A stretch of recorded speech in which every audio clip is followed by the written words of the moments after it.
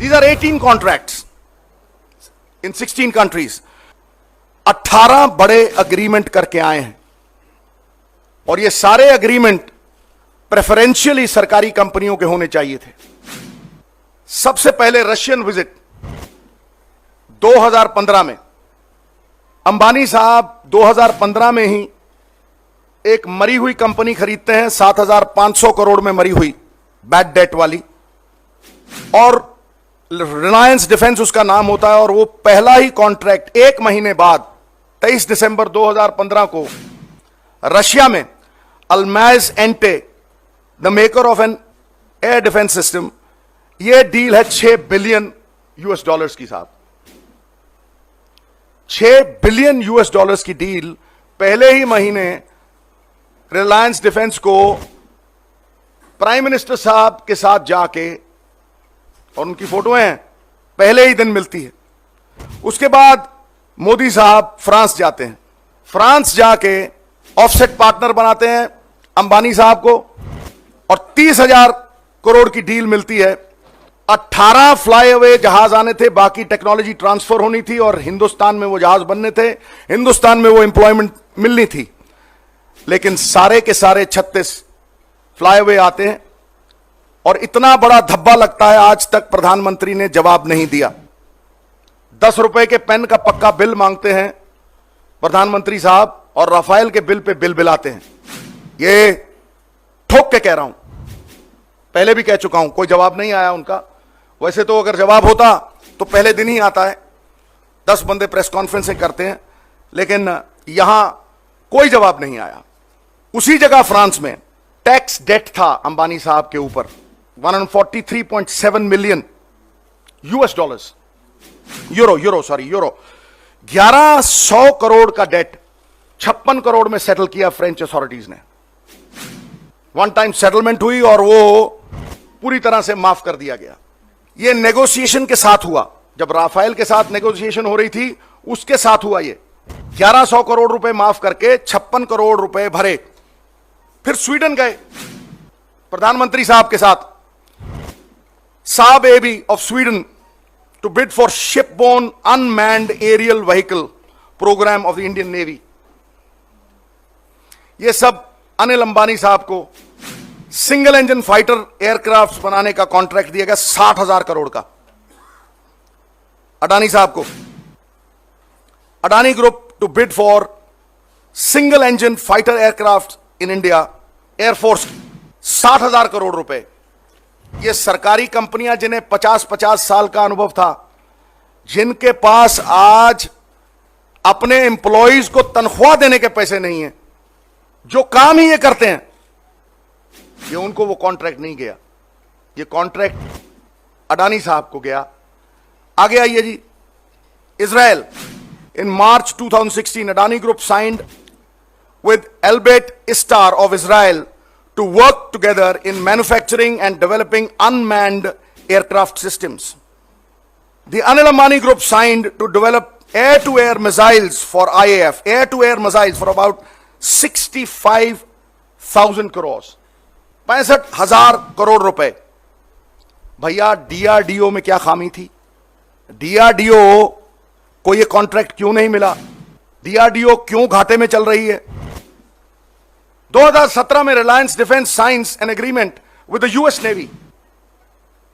3 साल में 15,000 करोड़ का मुनाफा है। ये 7th fleet of the American navy, ये 3 साल में 15,000 करोड़ रुपए का मुनाफा मिलना है उनको।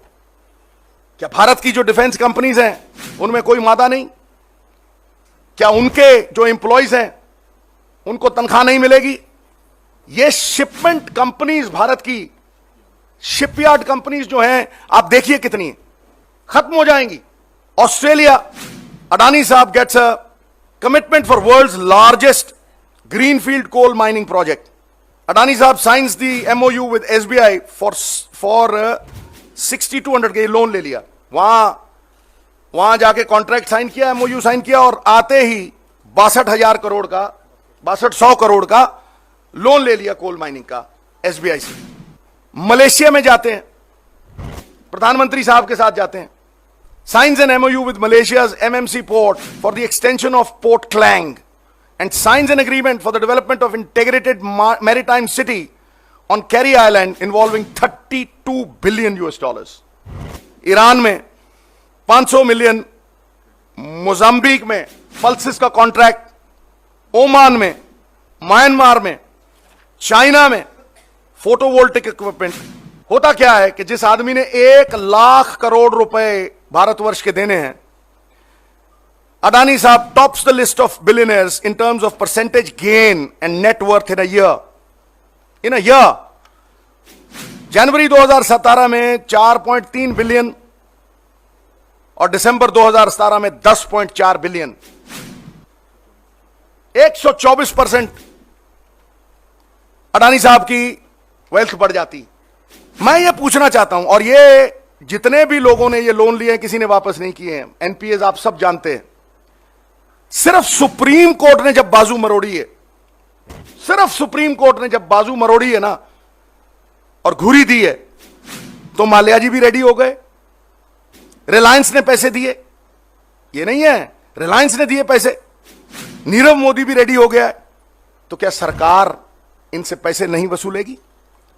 सब सरकारी कंपनियां मर रही हैं साहब, बीएसएनएल ले लो आप, एनटीपीसी ले लो आप, करोड़ों के फायदे में थी, भेल ले लो, करोड़ों के फायदे में थी।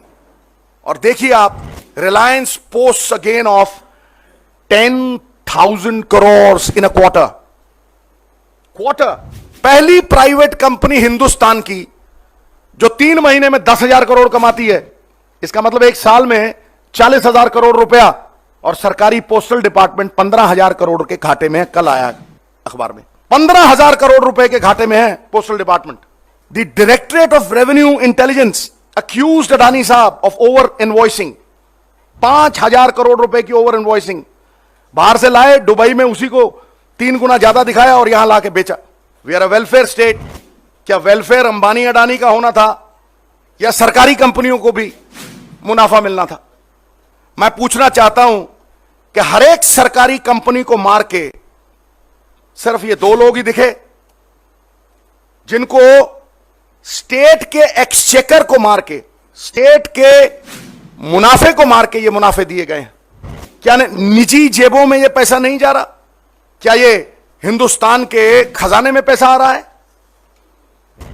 मैं ये जानना चाहता हूं, मेरा बड़ा सवाल जो आज प्रेस कॉन्फ्रेंस का है वो ये है कि is the prime minister of India a business development manager for Ambani and Adani, जो अपने आप को देशभक्त कहते हैं और हर एक के ऊपर एंटी नेशनल का तगमा लगाते हैं जो लोग उनसे एग्री नहीं करते।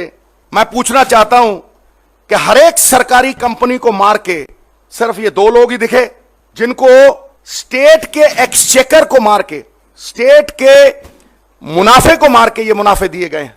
एनटीपीसी ले लो आप, करोड़ों के फायदे में थी, भेल ले लो, करोड़ों के फायदे में थी।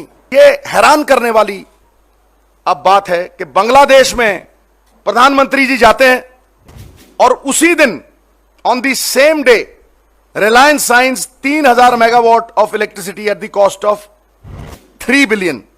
और ये सारे एग्रीमेंट प्रेफरेंशियली सरकारी कंपनियों के होने चाहिए थे। We are a welfare state. क्या वेलफेयर अंबानी अडानी का होना था या सरकारी कंपनियों को भी मुनाफा मिलना था?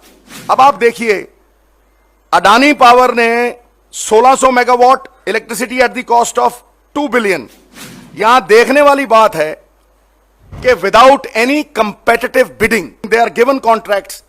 जो 3 रुपए में बिजली बनती है उसको 5 रुपए 90 पैसे में दिया जाता है, और वहीं उसी जगह NTPC is competing, NTPC is competing, और एनटीपीसी 3 रुपए 40 पैसे में वो कॉन्ट्रैक्ट बैक करती है, लेकिन एनटीपीसी को नहीं दिया जाता। और वो कॉन्ट्रैक्ट जो है वो अडानी एंड अंबानी को 5 रुपए 90 पैसे में। झारखंड में प्लांट लगता है और झारखंड 7,400 करोड़ के घाटे में जाता है क्योंकि पॉलिसी में अमेंडमेंट की जाती है।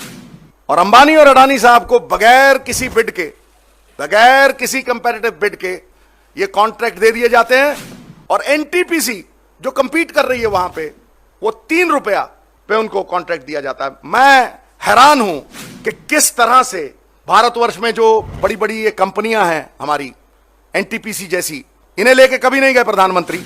उनके एम्प्लॉयज, स्टेट का एक्सचेकर, एनपीए, किस तरह से इस देश को बेचा गया है, किस तरह से इस देश के हकों को चंद पूंजीपतियों के हवाले किया है। मैं कहता हूं कहीं आके बैठ ले मेरे साथ, कहीं, और इन बातों का जवाब दे दें।